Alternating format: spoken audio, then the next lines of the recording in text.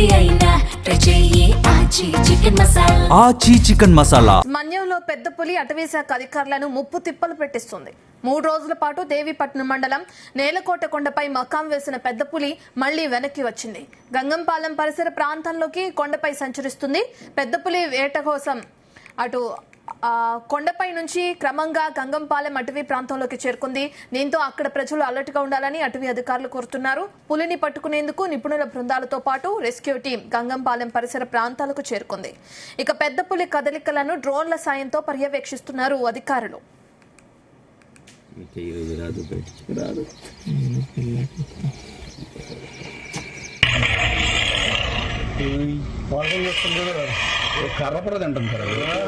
దీనికి సంబంధించిన పూర్తి డీటెయిల్స్ మా ప్రతినిధి ప్రసాద్ అందిస్తారు. ప్రసాద్, దేవీపట్నం మండలంలో ఏ విధంగా అయితే పెద్ద పులి సంచరిస్తుందో మనందరికీ తెలిసిందే. దానికి సంబంధించిన అధికారుల చర్యలు కూడా కొనసాగుతున్నాయి. ప్రస్తుతం ఉన్న అప్డేట్స్ ఏంటి?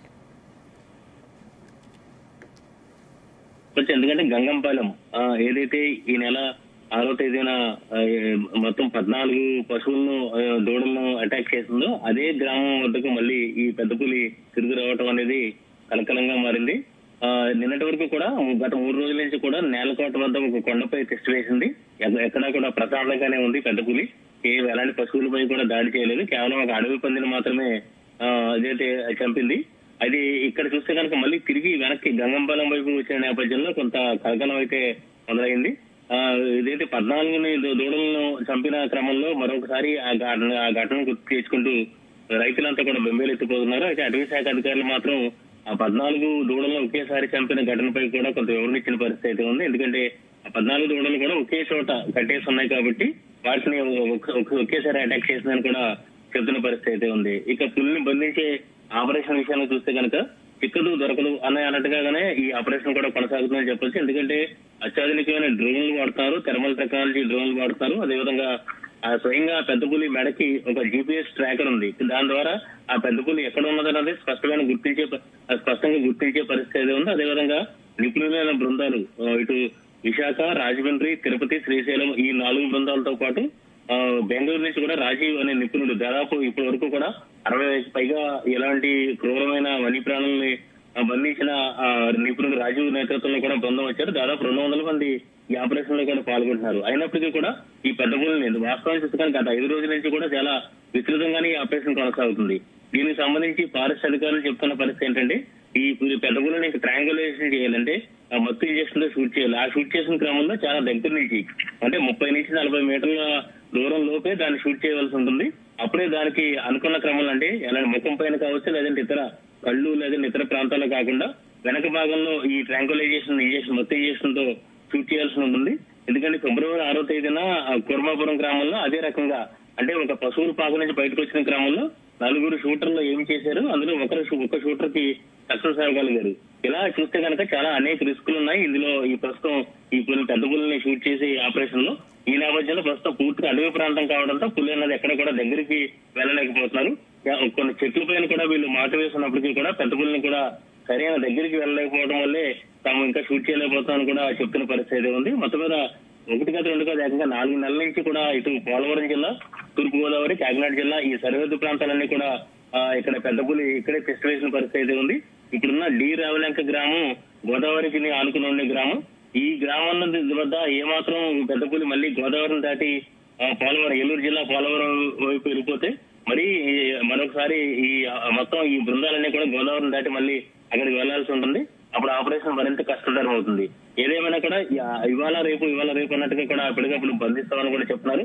రాత్రి వేళల్లో ఖచ్చితంగా ఆపరేషన్ సక్సెస్ అవుతుందని కూడా ఫారెస్ట్ అధికారులు చెప్తున్నప్పటికీ కూడా అది కార్యాచరణలోకి రావట్లేదు. దీంతో స్థానిక గిరిజనులంతా కూడా భయాందోళన చెందుతున్నారు. ఇప్పటికే పశువులను కోల్పోయిన గిరిజనులకు సంబంధించి పరిహారం అయితే ఇవ్వగలిగారు కానీ అంటే ఒక్కొక్క దూడకి 15,000 రూపాయలు చెప్పిన ఈ పశువు ఏదైతే యానిమల్ హస్బెండరీ డిపార్ట్మెంట్ నిర్ధారించిన ప్రకారం చెల్లిస్తున్నారు. అయినప్పటికీ కూడా విలువైన పశువులను కోల్పోతున్నారు. అదేవిధంగా క్షణక్షణం భయంగా ఉంటున్నారు. ఎందుకంటే ఈ ప్రస్తుతం ఈ ప్రాంతం అంతా కూడా అటు పోలవరం నిర్వాసిత గ్రామాలు ఉన్నాయి.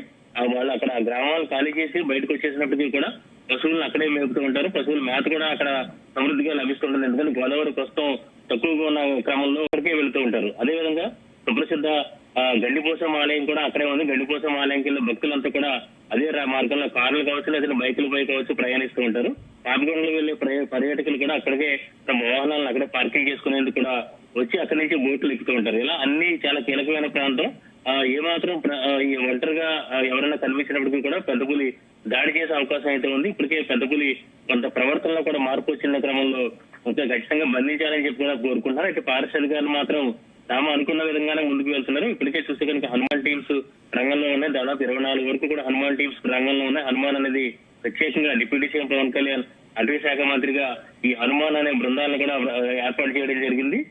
జంతువులను సంరక్షించేందుకు, వన్య ప్రాణులని ప్రాణాలు కాపాడేందుకు ఈ హనుమాన్ బృందాలను కూడా ఏర్పాటు చేయడం జరిగింది. వాళ్ళు కూడా ఇంకా సక్సెస్ కాలేకపోతున్నారు. ఏదేమన్నా కూడా ఇంత టెక్నాలజీ ఉన్నప్పటికీ కూడా ఒకవైపు ఆ పెద్ద పులికి స్వయంగా ఒక ట్రాకర్ ఉంది. దాని ద్వారా GPS ద్వారా ఎప్పటికప్పుడు అది ఎక్కడుందో స్పష్టంగా గుర్తించే పరిస్థితి ఉంది. అదేవిధంగా నిపుణులైన బృందాలు ఉన్నారు. అయినప్పటికీ కూడా ఈ అటవీ ప్రాంతం కావడంతో కొంత క్లిష్టంగా మారిందని కూడా చెప్తున్న పరిస్థితి ఉంది. ఏమైనా 4 నెలల నుంచి కూడా ఈ పెద్ద పులికి సంబంధించిన ఆపరేషన్ పెద్ద పులి కంటే ఈ ఫారెస్ట్ అధికారులు కూడా పరుగులు తీస్తున్న పరిస్థితి అయితే ఉంది. మొత్తం మీద ఎప్పటికీ సక్సెస్ అవుతుందో చెప్పలేని పరిస్థితి అయితే ఇప్పుడైతే ఇక్కడున్న పరిస్థితుల్లో మనం చెప్పుకోవచ్చు రత్న. చాలా రోజుల నుంచి ఇదే ఆపరేషన్ కొనసాగించడం మనం చూస్తున్నాం. అయితే ఇన్ని రోజులైనా కానీ దాన్ని పట్టుకోకపోవడానికి గల కారణాలు ఏమై ఉండొచ్చు అనుకోవచ్చు? ఇంకా ఎన్ని రోజులు ఈ ఆపరేషన్ ఇదే విధంగా కొనసాగే అవకాశం ఉంది? అయితే ఇందులో ప్రధానంగా ఫారెస్ట్ అధికారులు చెప్తున్న ప్రకారం గత ఫిబ్రవరి 6వ తేదీన కూర్మాపురం గ్రామంలో కేవలం 1 రోజులోనే వీళ్ళు సక్సెస్ అవ్వగలిగారు. ఎందుకంటే అది కారణం ఏంటంటే అది ఒక పశువుల పాకలో ఉండిపోయింది కాబట్టి అది బయటకు వచ్చిన క్రమంలో చుట్టూ మాట వేసి వలలు, అదేవిధంగా బోన్లు అవి కూడా మాట వేసి 4 షూటర్లు కూడా ఎగ్జాక్ట్ గా ఎక్కడ ఉందో దాన్ని గుర్తించగలిగారు. అందులో ఒక షూటర్ సక్సెస్ అవడంతో ఈ పెద్ద పుల్ని ఆ రోజు బంధించగలిగారు. అయితే ఆ బంధించిన పెద్ద పుల్ని మళ్ళీ తిరిగి విశాఖ జూకు తరలించి మొత్తం దానికి సంబంధించిన ఆరోగ్యం అది కూడా సక్రమంగా ఉందని తేలిన తర్వాత పాపికొండ అభయారణ్యంలో విడిచిపెట్టారు. అక్కడే ఫారెస్ట్ అధికారులు కొంత పొరపాటు చేసినట్టుగా కూడా విమర్శలు వస్తున్న పరిస్థితి ఉంది. ఈ పెద్ద పుల్లి ఎక్కడైతే వచ్చిందో మహారాష్ట్ర తడవ అడవి ప్రాంతం, అక్కడికి అప్పగించి ఉంటే ఈ సమస్య అయితే వచ్చేది కాదు. కేవలం ఆంధ్రప్రదేశ్ లో పులుల సంతతిని పెంచుకునేందుకు కూడా అవకాశం ఉంటుంది. దీని ఒక ప్రెస్టేజ్ గా భావించి దీనికి ఎక్స్ప్లోరర్ అనే ఒక పేరు కూడా పెట్టి దాన్ని అక్కడ పాపికొండ అభయారణ్యంలో ఫిబ్రవరి 14 విడిచిపెట్టిన పరిస్థితి ఉంది. అప్పటి నుంచి కూడా మళ్ళీ తిరిగి పెద్ద పులి వెనక్కి వచ్చేయడంతో చాలా సమస్యగా మారింది. దాదాపు 4 నెలల నుంచి కూడా ఇదే ఆపరేషన్ కొనసాగిస్తారు. కొన్ని చోట్ల దాదాపు 20 రోజుల పాటు పులి అయితే అజ్ఞాతంలో ఎవరికీ కనిపించకుండా ఉండేది. అయితే గత 10-15 రోజుల నుంచి కూడా చూస్తే కనుక ఈ పులి యొక్క గాడులు అయితే పెరిగిపోయి దాదాపు ఇప్పటికే 50 వరకు కూడా అవధూడలు కూడా చంపేసిన పరిస్థితుల్లో, అటు స్థానికంగా ఉన్న గిరిజనులు కూడా అడవుల్లోకి వెళ్లే పరిస్థితుల్లో ఖచ్చితంగా దీన్ని బంధించాలని చెప్పి కూడా గిరిజన సంఘాలు కావచ్చు, గిరిజనులు కావచ్చు తీవ్రంగా డిమాండ్ చేస్తారు. అయితే ఇందులో చూస్తే కనుక ఫారెస్ట్ అధికారులు మాత్రం ఇది పూర్తిగా అటవీ ప్రాంతంలో ఉన్న నేపథ్యంలో తాము ఈ ఆపరేషన్ అయితే పూర్తిగా ఏదైతే సక్సెస్ కాలేకపోతుంది, ఏదైతే ప్రధానంగా చూస్తే కనుక 30 నుంచి 40 మీటర్ల అతి దగ్గర నుంచి కూడా ఆ పులిని షూట్ చేయవలసి ఉంటుంది. కాబట్టి ఈ షూట్ చేసేందుకు కూడా అక్కడ అనువుగా లేదు. కొండలు గుట్టలు ఉన్నాయి. అదేవిధంగా ఈ అటవీ ప్రాంతంలో చెట్ల మధ్య నక్కిన నేపథ్యంలో ఈ పెద్ద పులిని షూట్ చేయడం అనేది చాలా రిస్క్ తో కూడుకున్న వ్యవహారం.